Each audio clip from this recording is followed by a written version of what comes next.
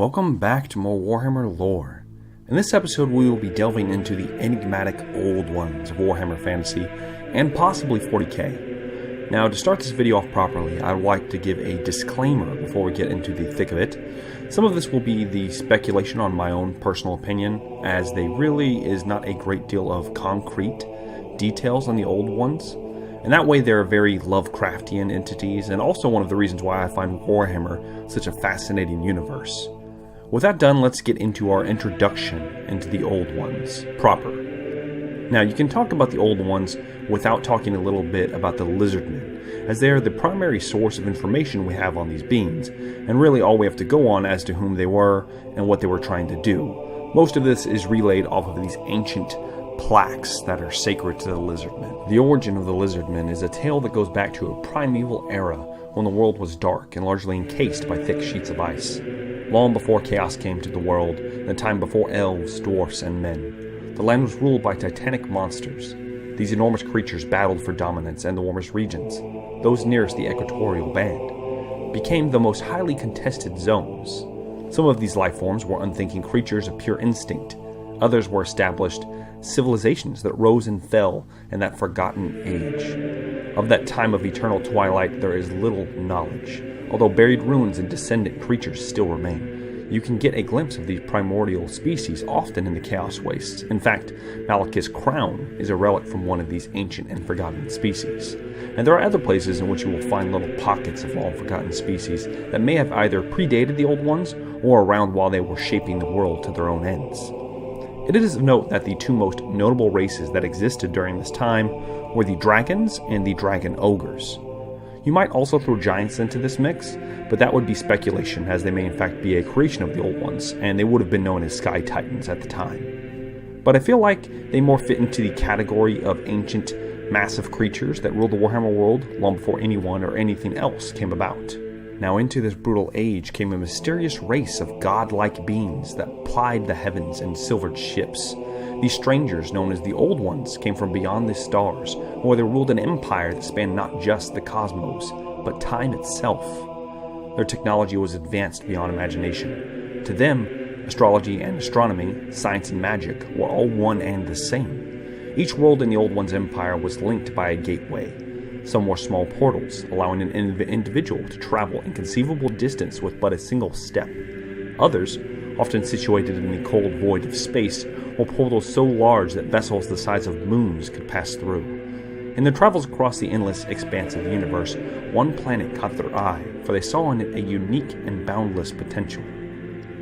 The Old Ones decreed that this world would have a central place in their unknowable plans, and stellar gates at either pole were created to allow easy access to this hopeful new colony. Before the designs of their newest planets could be fully set in motion, the Old Ones had to reshape it to better fit their needs. Using powers beyond mortal comprehension, they shifted the planet's orbit towards the warming sun. In time, the ice sheets retreated, verdant forests soon growing to cover over the newly revealed land. And already you're starting to see the connections I was talking about earlier with the 40k, as many people do in fact believe that the Old Ones of the fantasy universe are the same as the ones in 40k, as there are many other similarities, as they also have the same chaos gods and various races that inhabit the cosmos.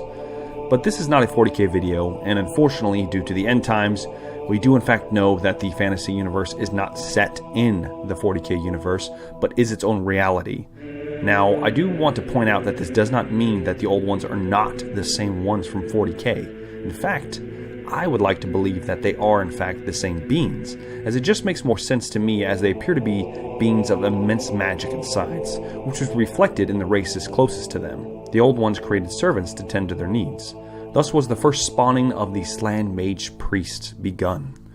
They were the Grand Viziers, trusted creatures of prodigious intellect, the only beings able to withstand direct contact with the near-omnipotent Old Ones and comprehend their teachings. It was the Slan who were to guide the lesser races, whose creation would soon follow. For upon the world, the Old Ones had encountered many primitive creatures, including those that would one day be transformed into the first elves, dwarfs, and men. Powerful and far-sighted, the Old Ones could shape new life forms even from these imperfect materials. They did encounter some creatures whose existence was incompatible with their future plans. As the climate warmed, The Saros were created to destroy these anomalies, and soon vast armies marched to war. A fight to eradicate those native races that needed to be removed. Now, we don't know how many undesirable species were purged from the land, but we do know that chaos was in fact present during this time, as in an effort to escape the Old One's wrath, the Dragon Ogres pledged their loyalty to the Chaos Gods in return for power and protection from these celestial beings, which does in fact make the Dragon Ogres possibly the oldest mortal followers of Chaos.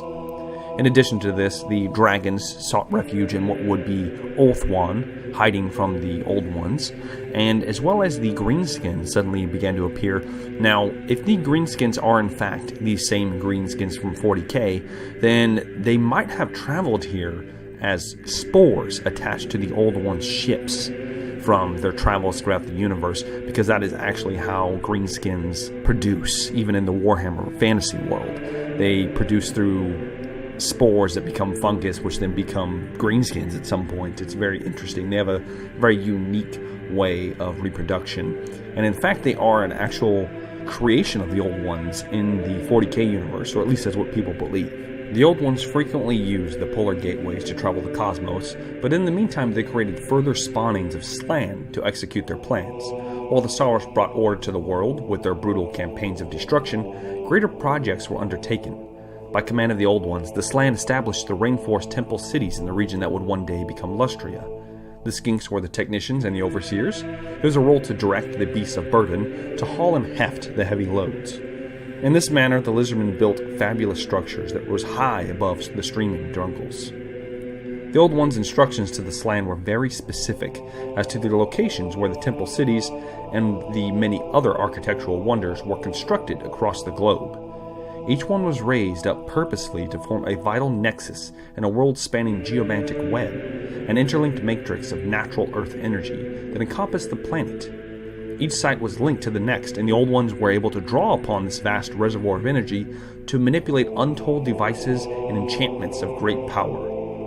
The Slann Mage Priests were able to tap into this geomantic web, and with its energies they could shift continents and further aid the unknowable plans of the Old Ones. So long as each link remained connected, they could be used to telepathically communicate with one another over vast distances. By entering a trance, the Mage Priests could transmit pure thoughts and hold councils of communion. Indeed, the Old Ones and their mortal followers were at the pinnacle of their power during this time. It is also during this time that the Old Ones began creating the lesser races. It is unclear if these beings could foresee what could inevitably happen, or if they simply desired to make some more subjects. But that is a conversation that we will never get an answer to. I would like to believe that the races were created to battle the inevitable coming of chaos, as I do not believe that it had fully come yet at this time, but was gathering for the great storm on the horizon. The Elves of Ulthuan were created with an innate understanding of magic, and would be very capable casters in their own right. In fact, the island nation of Ulthuan was raised from the sea by the Old Ones, or perhaps the Slann, from the depths, to give them a home.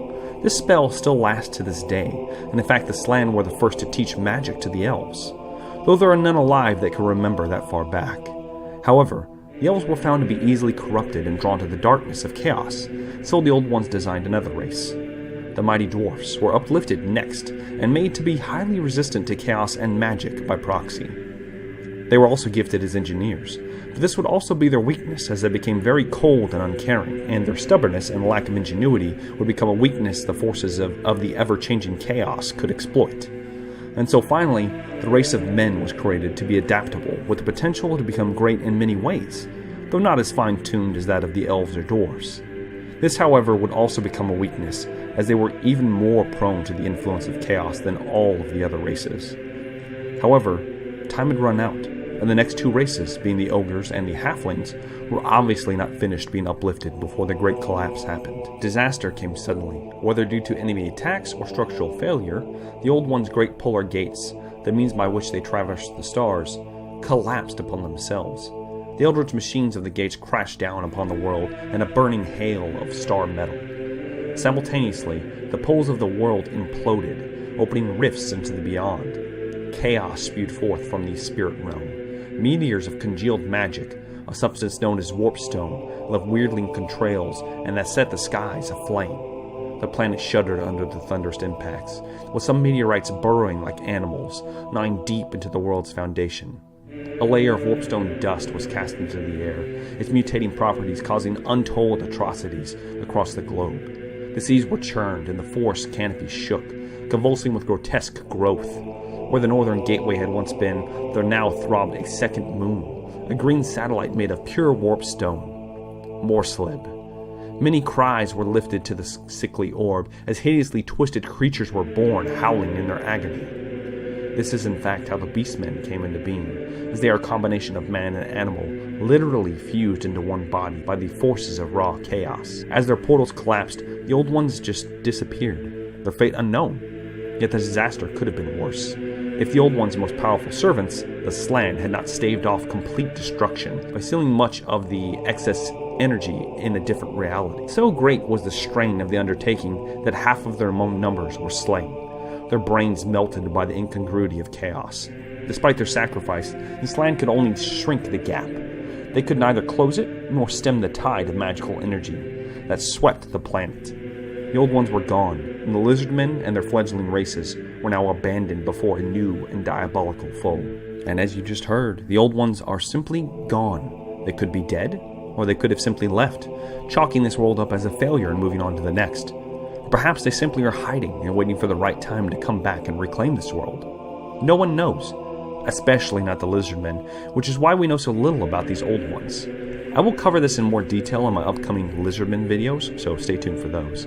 But for now, the Old Ones are in fact some of the oldest lore in Warhammer, and for that reason they have undergone a few changes, but now they seem to be heavily influenced by Aztec and Mayan religion, where previously I would have seen them as more of a Native American inspiration before the 4th edition army books. In fact, we do know some of the Old Ones by name and what function they perform in the eyes of the Lizardmen. Now, this is also a good time to state that all of this information is being relayed through the Lizardmen, which are not exactly the most reliable sources, as they think on a different plane than us, foolish warmbloods. So this might also be a reason why we don't know as much about the Old Ones as we possibly could, simply because we would not understand it.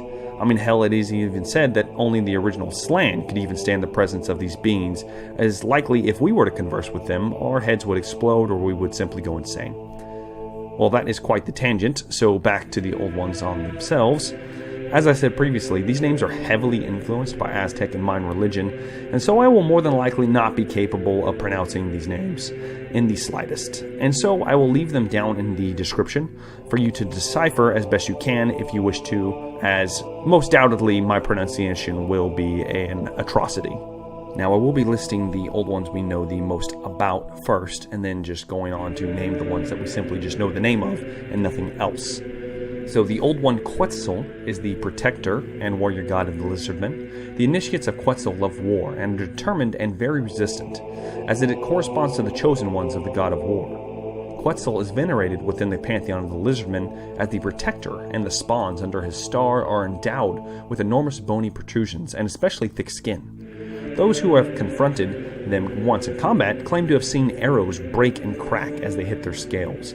Therefore, it is not surprising that among the main worshippers of Quetzl are the Saurus of the Temple Guard. As they delve into the story surrounding this particular Old One, scholars have discovered several references to their protective magic, although at first they were those who mistakenly concluded that they had to do with Tepok, the inscrutable god usually associated with protection from spells harmful. However, according to the writings of several sorcerers who have been in Lustria and who have seen the Lizardmen in combat, it seems Quetzl is also invoked to gain magical protection from physical attacks. In the notes of his expedition to Lustria, titled In the Garden of the Gods, the renowned magician of the College of Jade, Christon von Donling, claims to have witnessed an incursion of punishment by an army of Lizardmen against Puerto Cutthroats.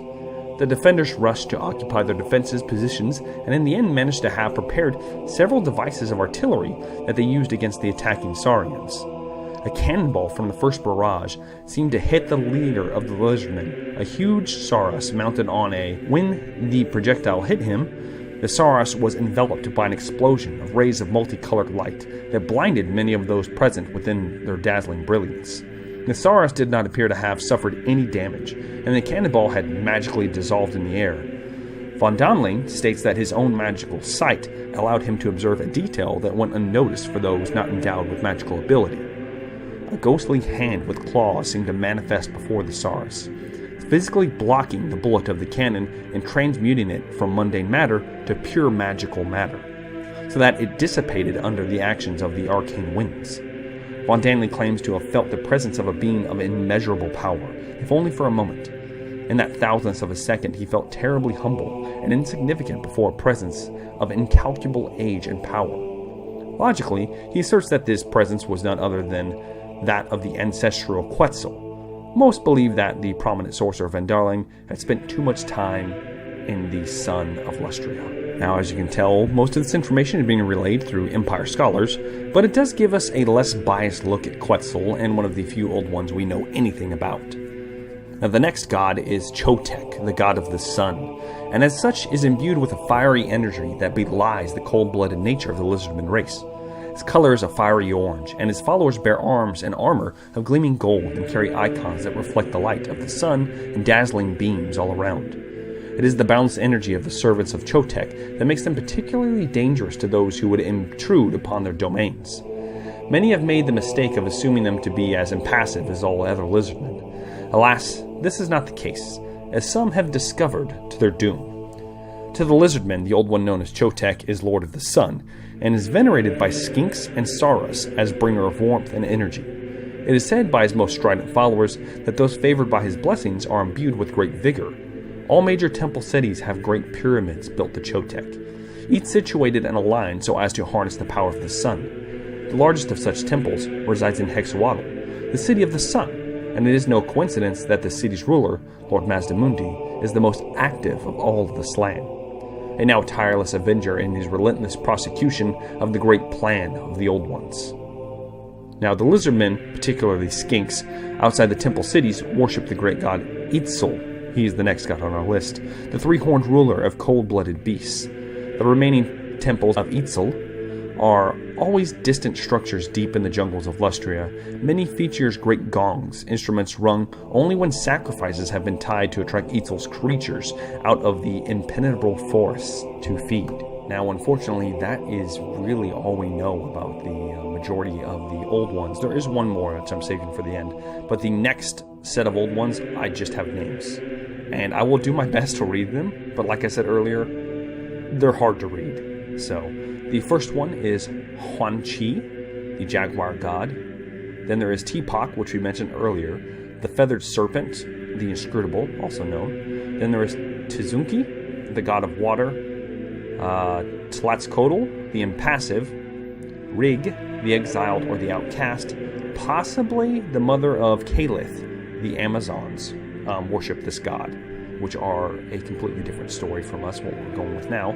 Then there is Quetli, the Warrior God, protector of the True Way. Xapati. Then there is Tlanxla, another Warrior God, which rides into battle atop a Sky-Chariot. Then there is Tzcatli, the one who gives strength to warriors of arms. Then there is Potec, Uxmac, Xhotl, chooser of those destined for greatness. Xholankha, the Lost, Caxutuan, Xokha, Inhamex, Yuxa, Conalxa, Querchi. Hopefully your ears aren't bleeding too bad after those butchering of those Aztec names, but I did my best, and that's all I can do. And like I said earlier, they will be in the description, so if you want to scroll down there and look at them yourselves, I'll have them listed along with their god titles, if they have any at all. Some of them have nothing, as you probably just heard. Now, there is one more possible, and I do say possible, old one, in the being known as Sotek. Now, I say possible because he did not exist while the old ones were actually present, or at least none of the living Slan remember him. In fact, he was only mentioned on a single plaque, which is why he was mostly disregarded completely. Sotek is known as the Deliverer. He is the god of war and serpents, and one of the most infamous gods of the lizardmen of Lustria. The most significant sacrifice the lizardmen have offered up to their distant gods, that which herald the coming of the Serpent God, Sotek. The war against the Skaven of Clan Pestilence lasted an age, and the deeds and events that transpired in that time are the subject of much legend and heresy. It is known that Tenuan, the prophet of Sotek, offered up a vast number of Skaven captives. His followers slaughtered untold numbers of the vile ratmen in a ritual so potent the twin-tailed comet that had dominated the skies for centuries blazed overhead, heralding, they say, the coming of Sotek to the world. Since that time, Sotek has come to represent the deliverance of the lizardmen from those creatures that are the result of deviation from the Great Plan. Sotek is perceived as a mighty serpent that swallows whole the enemies of the lizardmen, digesting them for millennia in his distended belly. It is Sotek that the lizardmen invoke when they go to war against the servants of chaos, and every temple city has a large temple pyramid devoted to him. In the aftermath of a monumentous victory, the temple cities resound to the chanting of the warriors and the ring of sacrificial blades striking stone altar blocks, having sliced through the necks of a drugged captive. At the height of these ceremonies, the blood of the servants of chaos gushes in torrents down the steps of the pyramid, to mingle with the waters of the great river. Now, as you can see, Sotek is a very bloody god, and much more so than any other of the old ones. In addition to this, you have to understand that gods in the Warhammer world are the product of deep emotion, and in fact receive their power from the realms of chaos, though this does not make them evil. For instance, Sigmar, the god of the Empire, is technically a chaos god, and his followers, through their devotion, possess innate abilities that the vast populace believe he bestows on his faithful. For instance, being able to completely banish the undead. It is more to do with the belief that they can actually do this that allows Sigmar to funnel chaotic energy, which is what all magic is made of, to his followers and allow them to smite the undead. So the Slann actually do grasp this concept. They are one of the few races outside of the elves, I believe, that the elves used to understand where their gods came from. But if you watched my video on the elven gods, you pretty much know all this already.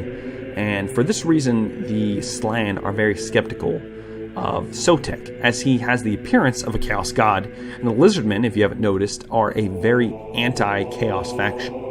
But the following of the Skinks and Saurus, notably the mighty Kroq-Gar, has led them to begrudgingly accept this Sotek as an old one, as he has helped his people more so than many of the other old ones can be said to have done, and therefore is a commonly devoted god of the lizardmen in particularly temple cities, especially those that are resisting the plagues of Clan Pestilence. Now, unfortunately, I have run out of material, at least what I could scrounge up. Now, there might be some stuff I left out, and I will try to cover it in my actual lizardmen videos.